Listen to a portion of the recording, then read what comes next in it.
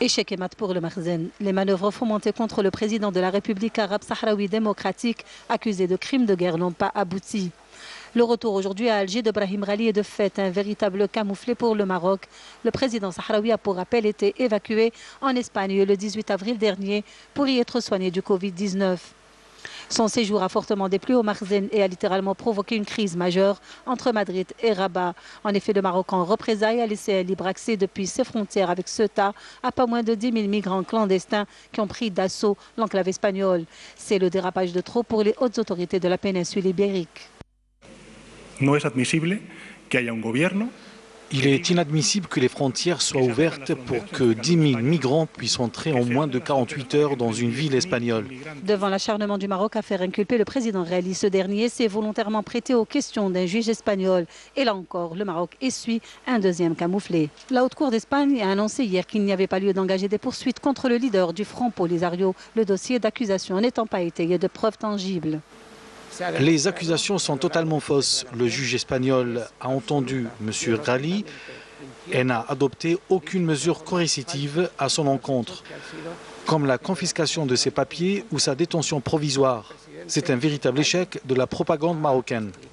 Le coup de grâce pour le royaume marocain, c'est sûrement ce désengagement de l'armée espagnole des manœuvres militaires African Lion prévues cette année. Le journal El País révèle que les autorités espagnoles refusent de prendre part à ces exercices en raison de leur déroulement en partie sur les territoires sahraouis occupés. L'armée américaine emboîte le pas à son homologue espagnol en démentant hier les déclarations du chef du gouvernement marocain, Saad Eddine El Othmani, prétendant que l'exercice militaire américano-marocain African Lion 2021 aura lieu en partie dans le désert du Sahara occidental occupé. Washington a confirmé que les exercices prévus du 7 au 18 juin prochain se dérouleront à travers le Maroc dans les frontières internationalement reconnues du royaume, excluant les territoires sahraouis occupés. En langage diplomatique, cela s'appelle un désaveu international dont le Makhzen s'en souviendra. Pour en parler, je reçois ce soir sur ce plateau Brahim Zitouni. Vous êtes analyste politique. Merci d'avoir accepté notre invitation. C'est moi. Et je reçois également à travers un appel téléphonique depuis Santiago en Espagne, Monsieur Carlos Ruiz Miguel, professeur de droit constitutionnel à l'Université Saint-Jacques de Compostelle. Bonsoir à vous, professeur Carlos Ruiz. Bonsoir, merci pour... Alors, je commence avec vous, professeur. Les relations entre le Maroc et l'Espagne connaissent de fortes tensions en ce moment. Comment jugez-vous l'attitude de la position de l'Espagne face aux pressions et même au chantage du Makhzen suite au séjour médical du président Brahim Ghali dans la péninsule ibérique? Moi, je pense qu'il faut se féliciter par la position du gouvernement espagnol. Il y a quelques semaines, la ministre des Affaires étrangères avait dit publiquement que M.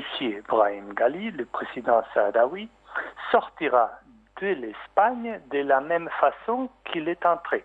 Donc, il est entré avec un avion et un passeport diplomatique algérien, et il est sorti de la même façon.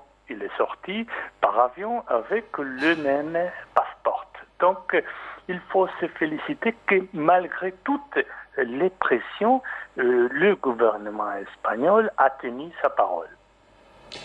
Monsieur Carlos Ruiz, si vous me permettez, il y a cette décision de la haute cour de justice espagnole qui a rejeté cette plainte qui a été donc adressée contre Brahim Ghali, le président sahraoui. Est-ce que c'est une façon pour dire que la justice avait tranché sur cette question et de réhabiliter Brahim Ghali dans sa position, et le fait aussi que l'armée espagnole se désengage de cet exercice de l'African Lion au niveau du Maroc? Bien sûr, on avait suivi bien sûr El País, le journal espagnol, qui avait évoqué une raison qui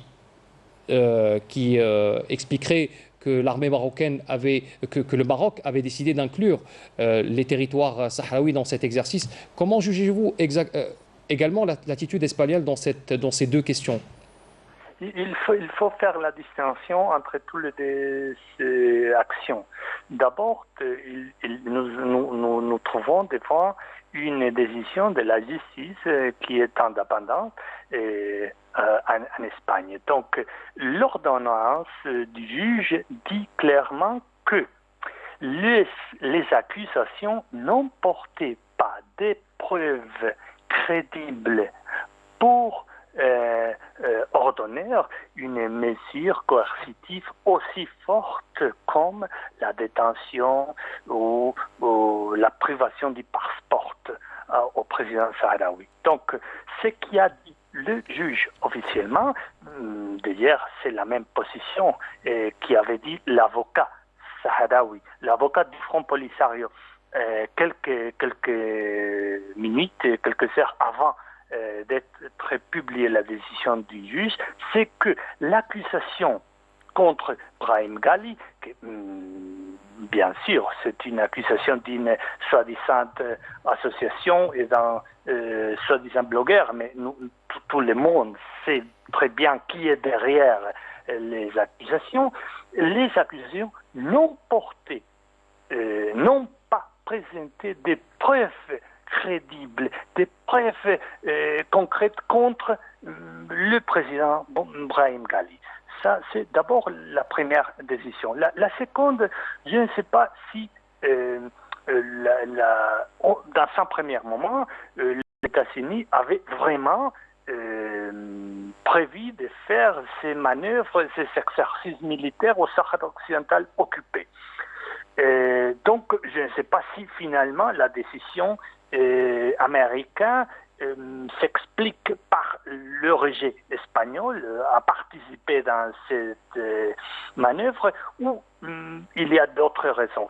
À cet égard, je vais vous rappeler qu'il y a d'autres pays qui participent à cet exercice militaire, hors l'Espagne bien sûr, d'autres pays qui ne reconnaissent pas l'occupation marocaine au Sahara occidental. Donc, cette éventuelle manœuvre au Sahara occidental, cet éventuel exercice, fâcherait aussi d'autres États, pas seulement l'Espagne.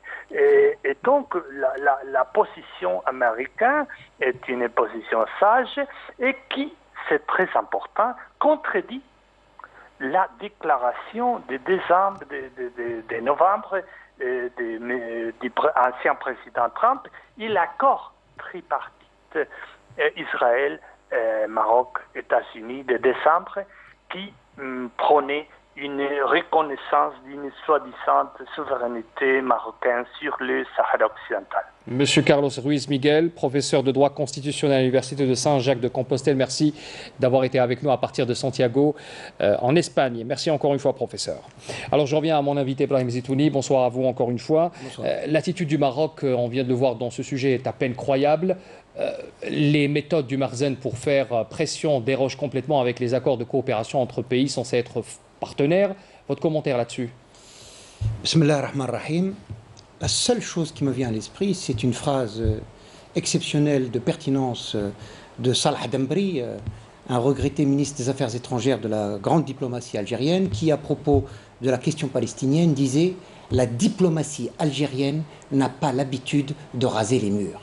Eh bien, je crois qu'aujourd'hui, la diplomatie sahraoui a démontré qu'elle n'a pas l'habitude de raser les murs, qu'elle est dans son droit, le droit international consacré par les Nations Unies, qui font du territoire sahraoui un territoire à décoloniser, et parce que c'est un État qui est consacré sur le droit, la démarche du président sahraoui a été celle du droit, celle de se présenter devant la justice, confrontation de laquelle il est sorti vainqueur parce qu'il a pu tout simplement démontrer les mensonges marocains.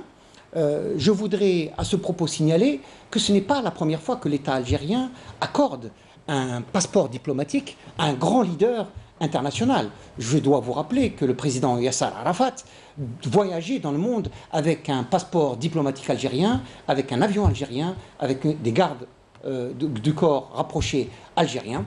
C'est ce que fait l'Algérie pour toutes les causes justes. Elle l'a fait pour le président Yasser Arafat, elle le fait pour le président Ghali. Ce n'est que le devoir d'une diplomatie engagée aux côtés des causes justes. Je vous renvoie vers la question de tout à l'heure. Comment jugez-vous l'attitude du Marzen sur cette question? Toutes ces péripéties qu'on a vécues ces derniers jours, ces pressions, ce chantage, ces manœuvres pernicieuses, comment vous les jugez? D'abord, elles sont basées sur le mensonge.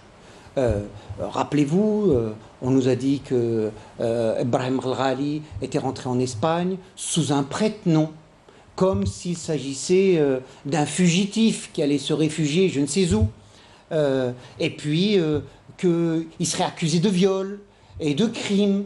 Enfin, qu'un tissu de mensonges. De génocide aussi, on a entendu aussi ce chef d'inculpation. L'ensemble de ces désinformations viennent aujourd'hui démontrer qu'en réalité, la diplomatie du Merzen est une diplomatie de mythomane.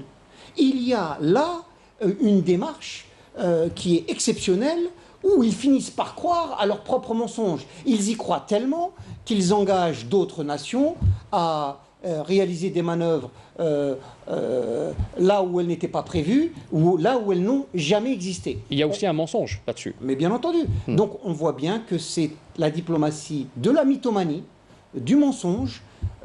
Il y a, et c'est ça qui est plus inquiétant, une sorte d'infantilisme marocain dans ces tentatives peut-être. Non, dans son attitude vis-à-vis de la question du Sahara occidental, il y a un infantilisme qui maintenant devient la risée non seulement de ses voisins, mais de l'ensemble de ses voisins espagnols, mais de l'ensemble de la communauté Justement, européenne. M. Brahim Zitouni, l'attitude espagnole dans cette crise, comment vous la jugez, cette position espagnole dans cette gestion de toutes ces démarches je rappelle encore une fois le mot pernicieuse, parce que c'est le mot qui caractérise ces gestes qui ont été, qui émanent du Merzen, encore une fois.